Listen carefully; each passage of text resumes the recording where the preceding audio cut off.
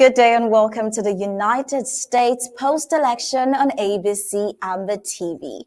Well, the recent U.S. election has left America polarized, with intense reaction from both ends of the political spectrum. 20th January is just in 2 months, with the inauguration of the current president-elect fixed for that date, where Trump will officially be sworn in for his second term as President of the United States. It will be a highly anticipated event with both his supporters and opponents watching closely.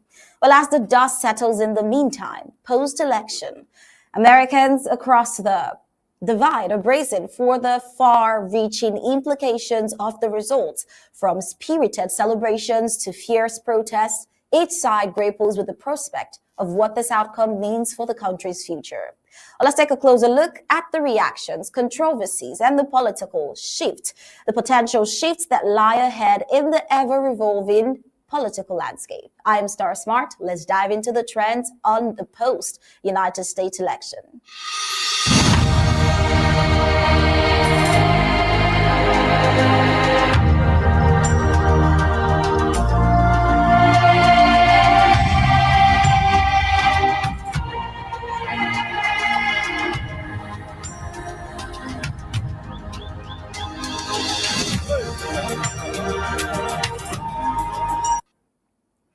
Well, we know what the feeling of not winning can be like. But remember how the left were reacting to not winning? If you don't remember, take a look at this video.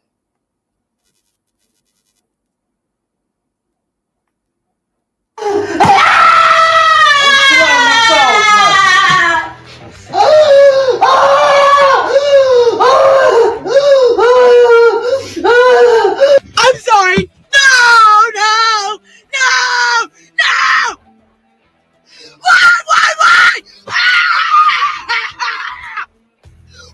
Why? Why? Do you really hate me that bad?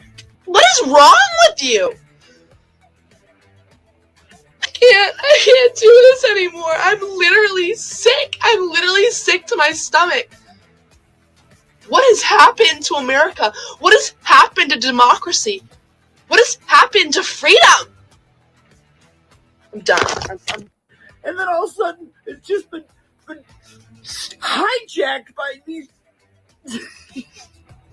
freaks of nature. They call themselves Trump supporters. Nobody wants to live in a country full of hate. It's all hate. Trump hates everybody that's not white. And I can't believe people of color actually voted for him. How does that happen?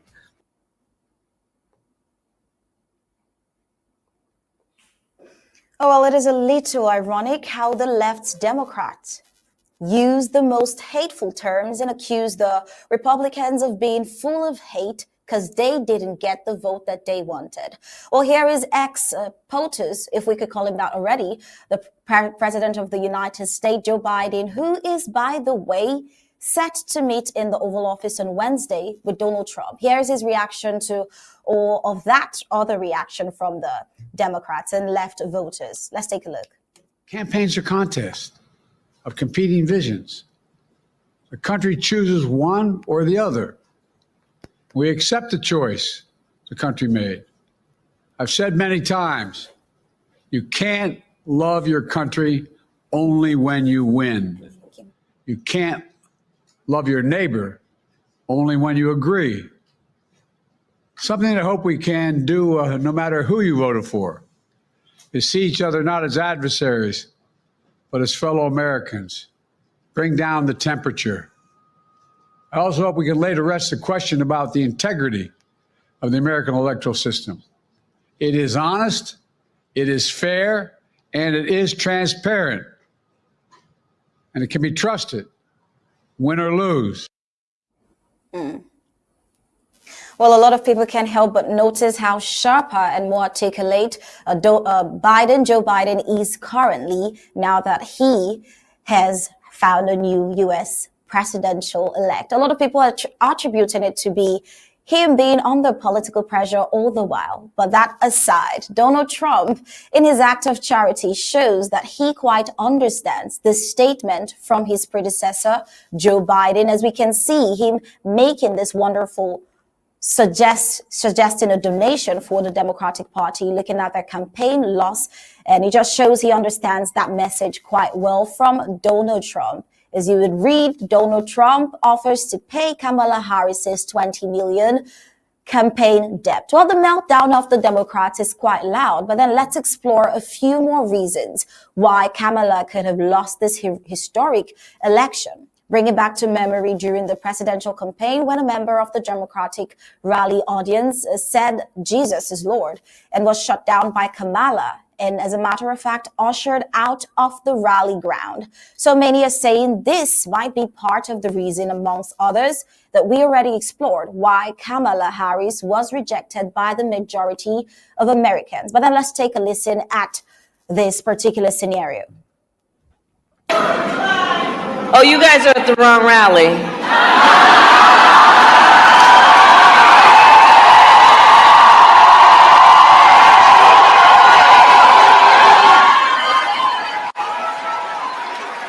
No, I think you meant to go to the smaller one down the street.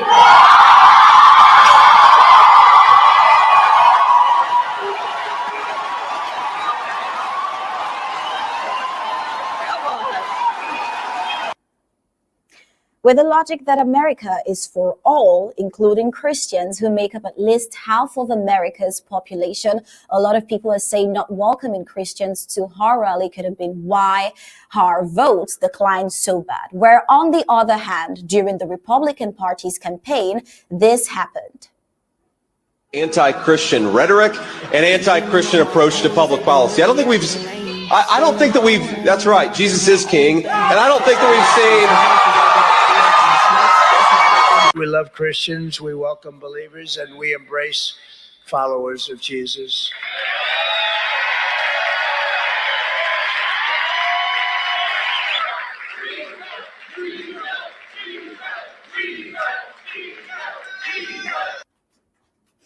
Well, looking at the contrast reaction for a Democratic Party that always talks about inclusivity, the contrast reaction was quite strange, knowing that they can accept the logic that people can identify as other genders, animals, and even plants to be inclusive.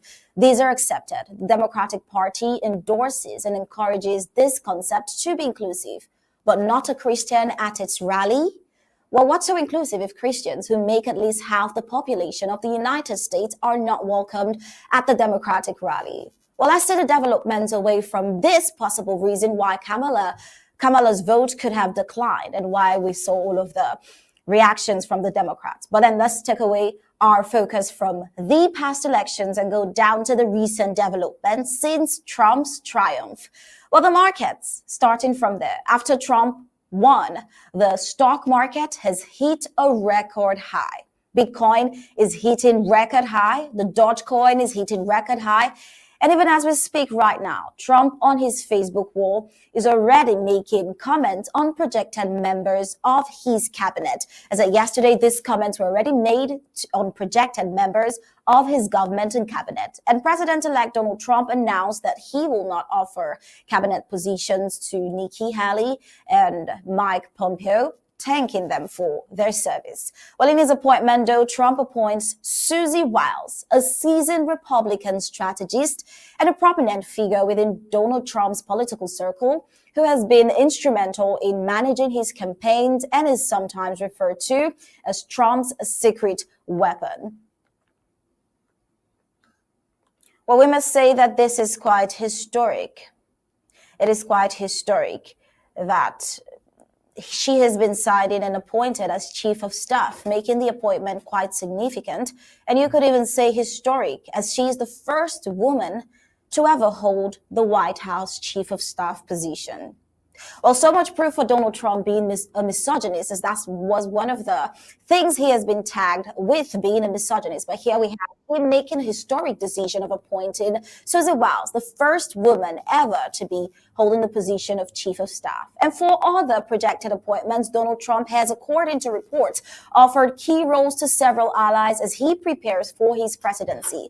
Ellis Stefanik, a staunch supporter and high-ranking House Republican from New York, is rumored to be appointed as the United States ambassador to the United Nations, according to CNN. And former ICE Director Tom Homan is expected to lead border security and immigration enforcement efforts, focusing on controlling the United States borders and deporting illegal immigrants. Additionally, tech billionaire Elon Musk, who heavily supported Trump's campaign, may lead a proposed Department of Government Efficiency, DOGE. This department would audit federal government finances and performances, a plan which Trump hinted at in September. Although in a tweet, the president-elect mentioned that he will not be inviting former ambassador Nikki Haley or former Secretary of State Mike Pompeo to join the Trump administration, which is currently in formation. He very much enjoyed appreciated their working with them previously and would like to thank them for their service to the great country. And he ends that tweet by saying, "Make America great again." President-elect Donald Trump's recent appointments and agenda point to a future focused on strengthening national security, improving government efficiency, and prioritizing the United States' interest on the global stage. The potential selection of Ellis Stefanik as United States ambassador to the United Nations signals a more assertive and strategic foreign policies with a strong ally of the president at the helm. The appointment of Tom Homan to oversee border security is likely to bring a more streamlined and effective approach to immigration control, which may contribute to stronger national borders and reduced illegal immigration. Where Elon Musk's proposed role in leading a new Department of Government Efficiency reflects Trump's commitment to reforming the federal government, promising to audit its finances and performance for greater accountability. Well, this initiative could result in a more efficient, business-like government with a focus on cutting waste and improving outcomes, which could have long-term positive effects on both the economy and governance. Well, let's take a listen at a summary of the few plans that we could get the president-elect talks about to put in place for the United States of America. The left-wing gender insanity being pushed on our children is an act of child abuse. On day one, I will revoke Joe Biden's cruel policies on so-called gender-affirming care. Ridiculous. A process that includes giving kids puberty blockers, mutating their physical appearance, and ultimately performing surgery on minor children. Can you believe this? I will sign a new executive order instructing every federal agency to cease all programs that promote the concept of sex and gender transition at any age. The Department of Justice will investigate Big Pharma and the big hospital networks to determine whether they have deliberately covered up horrific long-term side effects of sex transitions in order to get rich at the expense of vulnerable patients, in this case, very vulnerable. Here's my plan to dismantle the deep state and reclaim our democracy from Washington corruption once and for all, and corruption it is. First, I will immediately reissue my 2020 executive order restoring the president's authority to remove rogue bureaucrats, and I will wield that power very aggressively. Second, we will clean out all of the corrupt actors in our national security and intelligence apparatus, and there are plenty of them. The departments and agencies that have been weaponized will be completely overhauled, so that faceless bureaucrats will never again be able to target and persecute conservatives, Christians, or the left's political enemies, which they're doing now at a level that nobody can believe even possible. Third, we will totally reform FISA courts, which are so corrupt that the judges seemingly do not care when they are lied to in warrant applications. So many judges have seen so many applications that they know were wrong, or at least they must have known. They do nothing about it. They're lied to. Fourth, to expose the hoaxes and abuses of power that have been tearing our country apart, we will establish a Truth and Reconciliation Commission to declassify and publish all documents on deep state spying, censorship, and corruption. And there are plenty of them. Fifth, we will launch a major crackdown on government leakers who collude with the fake news to deliberately weave false narratives and to subvert our government and our democracy. When possible, we will press criminal charges. Sixth, we will make every Inspector General's office independent and physically separated from the departments they oversee so they do not become the protectors of the deep state. Seventh, I will ask Congress to establish an independent auditing system to continually monitor our intelligence agencies to ensure they are not spying on our citizens or running disinformation campaigns against the American people, or that they are not spying on someone's campaign like they spied on my campaign. Well, while these developments may lead to significant changes, the already ongoing ones, they represent a forward-thinking approach to governance with a clear focus on efficiency, security, and putting America's interests first when you take a listen to Donald Trump's proposed agenda. Well, Trump's focus on loyalty and innovation, particularly in appointing individuals with strong business backgrounds, could also help bring fresh perspectives to government and lead to more effective policies for the future.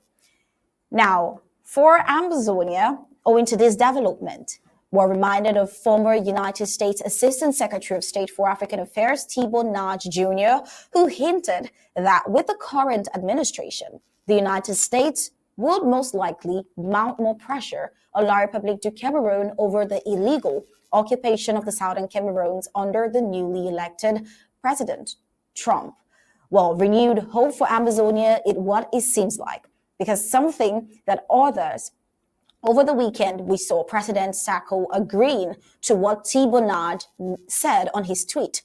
The President Sacco agreed, expressing optimism that a Trump administration could renew focus on the Amazonian course due to Trump's firm stance on human rights and his rejection of legitimizing controversial leaders, as has been seen in his previous tenure.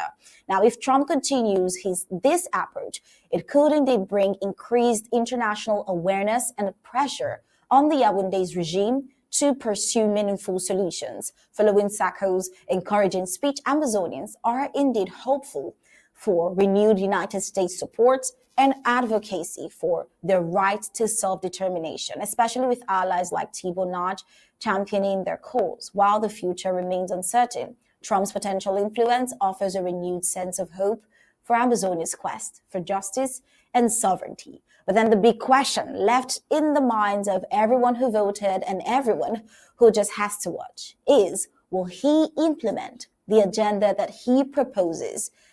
Will he implement these agendas that he has set out? Well, while the wonder continues, while we wonder on that, the answer to that question remains hanging. But then let's leave you with this video of a racist President Donald Trump as we come to the end of this afternoon's Flash News.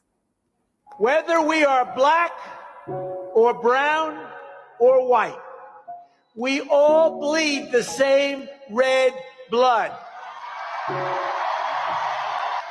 And we are all made by the same Almighty God. As long as we remember these truths, we will not fail. Nobody can beat us. Nobody. Together, we will make America strong again. We will make America wealthy again. We will make America proud again. We will make America safe again. And we will make America great again.